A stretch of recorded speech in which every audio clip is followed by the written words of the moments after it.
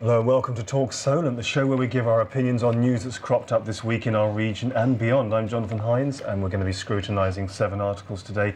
Joining us on the sofa, giving us their thoughts and expertise, are Michelle Brooks. Great to have her on again. We've not seen Michelle for a while, so welcome, Michelle. And Mike Kenny, Kenwood, Stratton, and of course Helen Davies, who again we haven't seen for a few months now, so it's going to be a lot of fun. Now, the Isle of Wight to start off today's talk on a couple of light items from the Isle of Wight County Press. An unprecedented discovery has been made that will excite dinosaur experts and enthusiasts. A bone, that's a vertebrae, with the imprint of a complete dinosaur footprint on it. In his 25 years of collecting dinosaur bones, paleontologist Oliver Matson has never seen a whole footprint on a dinosaur bone. So this is the first of its kind. Welcome, panel. It's going to be a fun show. Hope so. So we're on the Isle of Wight, and this is quite an unprecedented discovery. Any of you into your dinosaurs? As a child, I was. Yeah, I was as well. I used to collect there was a dinosaur series of magazines in about 1993 or something, and I used to get them religiously every week. I love dinosaurs. I still love them now. I still watch programmes on them now. Yeah. Yeah, like the natural history programmes and stuff. Yeah. Yeah, so you're quite knowledgeable. So you probably knew about this weeks ago, didn't you? Not that knowledgeable. You've got a magazine, haven't you? Yeah. But it's a really strange thought that on this very ground we're on here, these creatures would have quite literally physically walked across the ground that we're on here. Well, obviously not this ground because we're high up in the air. But the actual ground. Yeah, that's right. And to get your head around that, it's quite something, isn't it? They were literally physically here. Yeah, I think we can learn a lot still from what they find. Actually, I think we can learn a lot about them. They were here before us, weren't they? So, yeah, I find them really interesting. Yeah. Select areas, haven't there? There's quite a lot of things with dinosaurs on the Isle of Wight and Charmouth Beach as well. Yeah. But you don't hear a lot about it around the entire coastal sort of. It's more areas America and Asia and things that they were mostly found, weren't they? A lot in America, I know that. Let's just quickly show the viewers this footprint, whole footprint they've got here. There it is. So you can see it's very unusual because normally the bones are too small to be able to absorb and show the whole footprint, but there you've got the whole one. This discovery will go on display at the Dinosaur Expeditions Centre near Brightstone on Saturday, May the 25th. And as I said, as we mentioned in the intro, Oliver Matson said in nearly 25 years of collecting dinosaur bones, he's never seen a complete dinosaur footprint preserved on a dinosaur bone before. It's completely unprecedented. And this brachiosaur vertebra was probably lying in a shallow layer of soft mud when a small meat-eating dinosaur, a small one, walked on top of it, crushing the surface of the bone in the shape of its foot. Oh, leaving its footprint there. Yeah. It's interesting. And of course, not all dinosaurs were ferocious and aggressive and scary, were they? There was herbivore dinosaurs as well. Yeah. Yeah, they'd be like diplodocuses and things like that. Yeah. Not that I know a lot about them. Well, there are some that wouldn't have bothered with you at all. If we were walking around at the same time, there are some of them that wouldn't have even taken any notice of you. They might have accidentally bumped into you or trampled on you, but they wouldn't have gone for you. No, it reminds me of Jurassic Park. I've got to mention it, come on. I was going to say other films are available, but they're not really, are they? Yeah. They might be. That was 1993, the first one, wasn't it? Was it? Yeah, I remember going to see it at the cinema. Yeah. That far back? Yeah. 1993 again, that's the second time we've mentioned that year. Yeah. Yeah. And I remember going to see it when it came out. Do you remember? I've watched Jurassic Park, but I've watched it probably on video or DVD. Probably video. Video. Yeah. All those years back. VHS.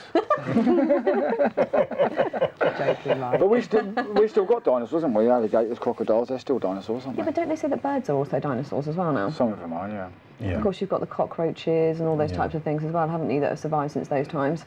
They survive anyway, don't they? Do you know what? I've hit one of them with a shoe, right, and it's just got up and just walked off. Seriously. Aren't they meant to survive nuclear wars and things, cockroaches? They survived my shoe. Yeah, that has been said. But with dinosaurs, what was even more terrifying, and about 10 years ago, I saw in one of the papers the remains of a dinosaur which was the size of an aeroplane. It was a flying one. Really? And can you imagine that? You know, the size of a, I'm not sure how big a passenger craft, but it was the size of a plane, and it was a flying one. Doesn't bear thinking about it, does it? Yeah, huge. Imagine if that came along and picked you up. But they had big ones. They had big flying ones in Jurassic Park, didn't they? Sorry, I keep mentioning it. Yeah, that's all right. Other dinosaur movies are available. Thank you. You've got Jurassic Park 2, Jurassic Park 3. How many are there now? I think there's 4, isn't there? Yeah, we said there's 4. Jurassic World was the last one, wasn't it? Yeah.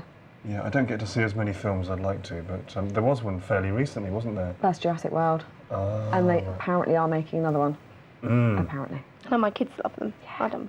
It's in production right now, actually. Because I've got a kiddie. Yeah, it's in production right now. Ah, there you go. Michelle, you've been very quiet so far. It's great to have you on again. I know that there are a few times you've been wanting to come along, but life has got in the way. Yes. Michelle, do you know a lot about dinosaurs, or just what you? From what I've watched on Jurassic Park, that's past it.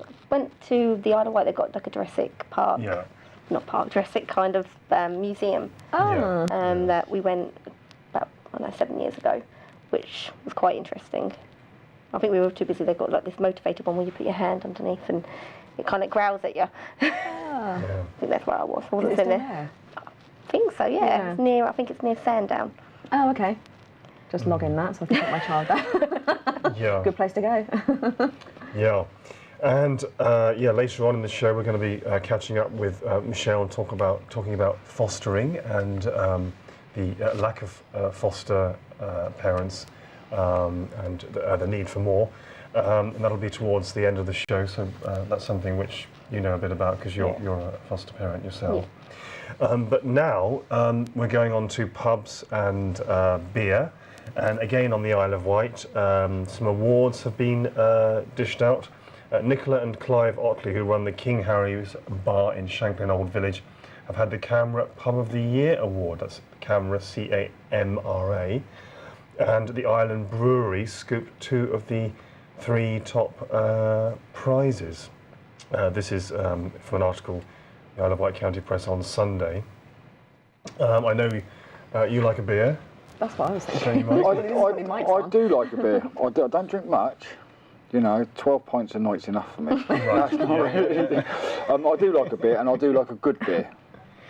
So what does that mean, a good beer? Because I must admit my palate is not very delicate, and with me, all red wine is fine. Any red wine is as good as a £4 one to me. It tastes as good or as good as a £12 one. No, and the same with beers. No. So what's a good beer? A good beer is a real ale. Right. A proper real ale. And you'd get plenty of that over the Isle of Wight. What is a real? What ones do you drink? IPA. I've heard of that. There used to be a beer years ago. I haven't seen it for ages. It used to be called Flowers. Oh. And that used to be really nice. Boddington's. Like a draft one. Boddington's is a draft ale, but it's a nice draft ale. Real ales are those ones that you can normally drink 2 of and know that you've had a really good drink. Speckled Hen I've heard of. Yeah, that's nice. Is it? Yeah, that's not a real ale, that's a draft. Oh, So excuse my ignorance. Is real ale is more intoxicating than you? I think it'll have a high percentage. Like pure, more pure. 5%. Right, I would say 5% and up. That's a real ale. I would imagine you get quite a bit of that over the Isle of Wight. And what makes an award-winning pub then for you, Mike? Atmosphere. Yeah. Customer Coziness. service. Customer service. Yeah, Customer service. Customer service and atmosphere and a good beer. And a communal. Yeah. Good community. Yeah. And I think the thing is as well, not many pubs now, they don't offer, mind you, when I was 16 I used to get served in a pub. That's when they weren't fussy.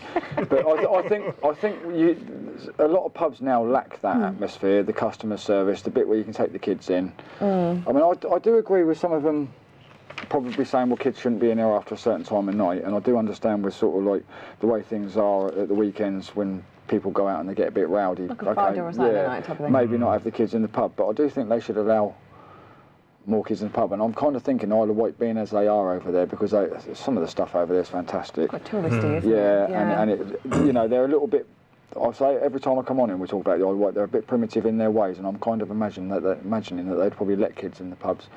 So yeah, I think that they'd probably have some of the best pubs on the south coast.